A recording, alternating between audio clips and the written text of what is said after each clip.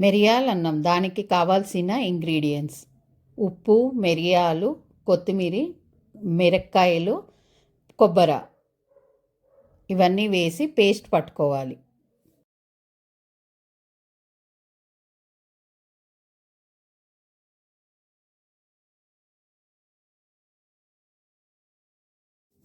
టమాటా, ఉల్లిగడ్డ, కొత్తిమీర చాప్ చేసి పెట్టుకోవాలి తిరువాతకి. ఇప్పుడు ఒక కుక్కర్ తీసుకొని దాంట్లో 2 స్పూన్లు ఆయిల్ వేసి ఆవాలు, జీలకర్ర వేసి ఆనియన్ వేసి ఫ్రై చేసుకోవాలి.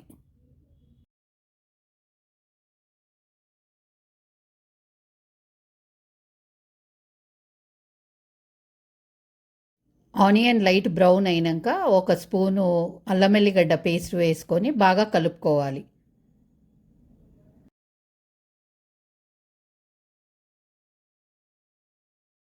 అది కొంచెం గోల్డెన్ బ్రౌన్ వచ్చినాక కస్తూరి మేతి, పసుపు వేసి కలుపుకోవాలి.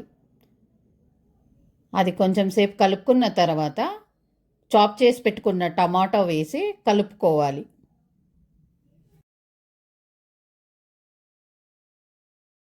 వేసినవన్నీ మగ్గిన తర్వాత రుబ్బి పెట్టుకున్న పేస్టును వేసి బాగా కలుపుకోవాలి.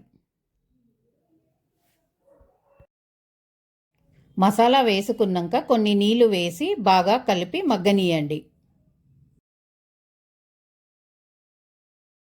ముందుగా నానబెట్టుకున్న బియ్యంని తీసి ఆ మసాలాలో వేయండి.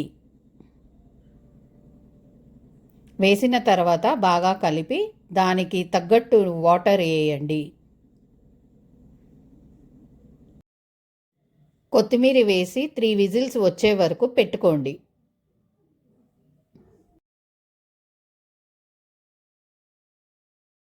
విజిల్ తీసినాక మూత తీసి బాగా కలుపుకోండి.